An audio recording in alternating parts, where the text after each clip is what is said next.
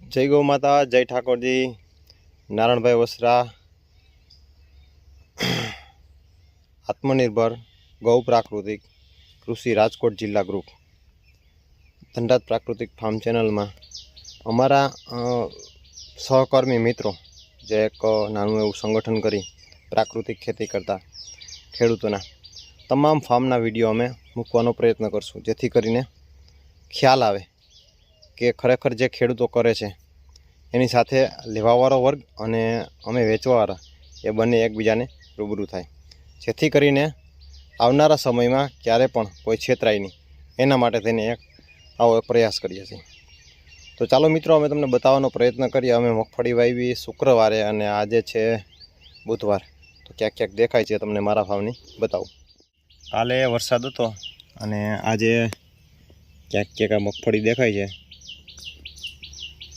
જોઈ શકતા હશો।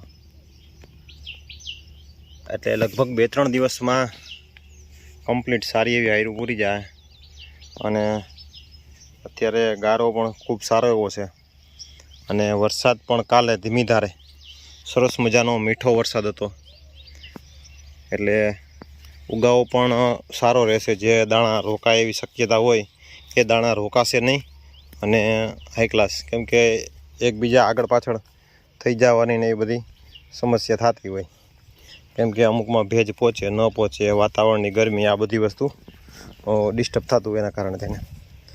તો તમે જોઈ શકતા હશો અત્યારે અમારા ફાર્મનો બતાવું છું, અત્યારે ખાલી છે આપણે। અને ચાલો પહેલી બાજુના ફાર્મમાં પણ તમને બતાવું। આ પહેલી બાજુનું ફાર્મ છે, આપણું ગૌશાળા છે એની બાજુમાં, અને આ ઓલીની બાજુમાં જ છે।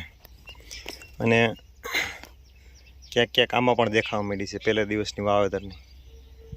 અને કાલે વરસાદ પડ્યો અને થોડુંક બાકી હતું, કાલે પણ વાવેતર થઈ ગયું અને એ પછી વરસાદ પડ્યો એટલે કાંઈ વાંધો ન આવ્યો, એ પણ સેટલમેન્ટ થઈ ગયું આપણું। એટલે આ રીતે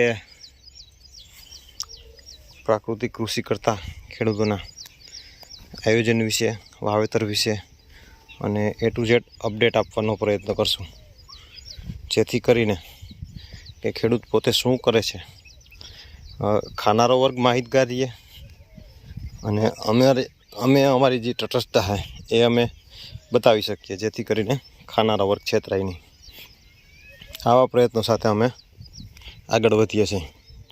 તો જેટલો બને એટલો અમારો વિડીયો શેર કરવો, જેથી કરી અન્ય ખેડૂતોને પ્રેરણા મળે, એ લોકો પણ આવા નાના મોટા ગ્રુપ બનાવી અને વેચાણ કરવાના પ્રયત્નો કરે, જેથી કરીને એકબીજાનો માલ વેચાણ કરવામાં મદદરૂપ થઈ અને આગળ વધી શકાય। તો ચાલો નવા અપડેટ સાથે અને બીજા ફાર્મના વિડીયો સાથે મળાવું। આત્મનિર્ભર ગૌ પ્રાકૃતિક ખેતી। જો આજે મરચીનું વાવેતર છે, આજે તારીખ છે 10/7/2024। આ મરચીનું બિયારણ સીધું મૂકીએ, રોપ નથી કરતા। રોપ કરીએ ને તો ફેર રોપણીમાં શું થાય છે, 15 દિવસ મરચું લેટ થાય અને રોગય વધારે આવે ફેર રોપણી કરીએ ને। જો ડાયરેક્ટ બિયા મૂકીએ ને તો ઘણો ફાયદો થાય।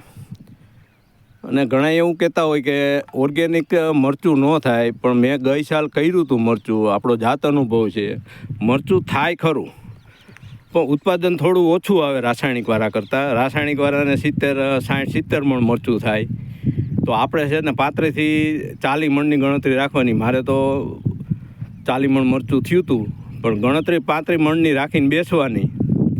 અને જો તમે એનું વેલ્યુએશન કરો કે માનો કે આખું મરચું છે આપણી પાસે, બરાબર, તો એનો પાવડર કરીને એને સીધો ખાનારા વર્ગ સુધી પહોંચાડવાનો। અને જો આ મજૂર જે સોંપે છે ને, ગોંડલ રજવાડું કહેતું સર ભગવતસિંહ કે ખેડૂત છે ને એ મારા હોનાના ઝાડવા છે।